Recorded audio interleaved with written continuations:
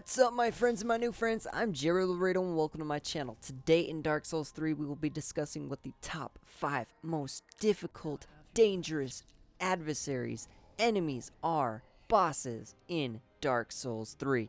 Now what are these 5 most difficult bosses in Dark Souls 3? Well, for one, we have the Crystal Sage boss, who is about to show up in the video a few moments from now.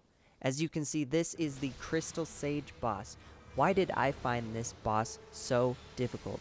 Now, many people have their own opinions and reasons why they would frustrate on a certain boss, and they'd say the Pontiff Sullivan is more difficult than the Crystal Sage, or High Lord Walnir is more difficult than the Crystal Sage. I don't know, but for me, I struggled difficult on the Crystal Sage because of the fact that he could replicate into multiple personalities of himself and inflict infuriating amounts of damage simultaneously.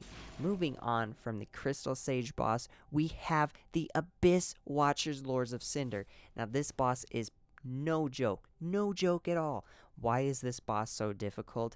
Because of the fact that he's a freaking badass, he's very intimidating, and there are 3 of these guys, but 2 of them are trying to kill one of them, and you have to find out who the real Watcher is and kill him. Once you do so, he will revive into this more vigorous, intense boss who does flame swords attacks that inflict a crazy amount of damage.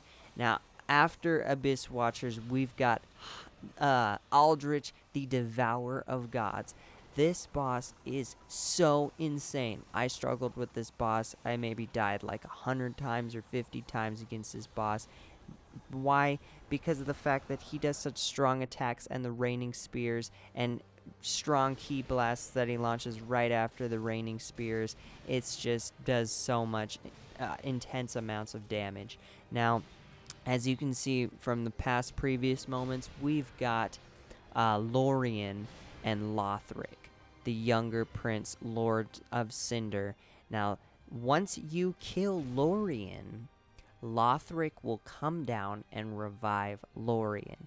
Your key here is to roll around, have as strong as a shield, fortified, reinforced shield as possible, plus 10, whatever. I recommend plus 10 for this fight. It is the end of the game after all. Pretty much, you know, this is like the last boss before you fight the last boss. So this guy right here, Lothric and Lorien, your target is to kill Lothric on his back, okay? Once you kill Lothric, he will be unable to revive Lorien, and you will kill both of the bosses. So try to roll around, use your shield to block the incoming attacks as best as possible, and target Lothric once they both go down. Now moving on to the final, most difficult boss in the game from what I think. It's the Nameless King. Why do I think he's so intimidating and powerful? Because of the fact that he is a badass riding on a dragon. No, not just because of that, but the dragon does so much damage. But once you kill the dragon, you're surprised with the fact that the Nameless King gets off of the dragon and has twice as much powerful attacks that he did before. And your best bet to defeat this boss is to roll around and have as best light armor as possible and a plus 10 sword of some sort, you know, sorcery, miracles, pyromancies, whatever your strong suit is. I'd focus on that, rolling around. Don't using a shield, because he does penetrating damage through the shield regardless how fortified it is. So there you go, guys. Those are the top 5, my top 5 most difficult bosses that I struggled with in Dark Souls 3. Be sure to post in the comments below what you thought your top 5 hardest bosses were. Thank you so much for watching this video. I really appreciate it. I hope you watch more. Please subscribe, give this video a big thumbs up, and share. Thank you so much for taking the time out of your day to watch this video, and enjoy life. Peace.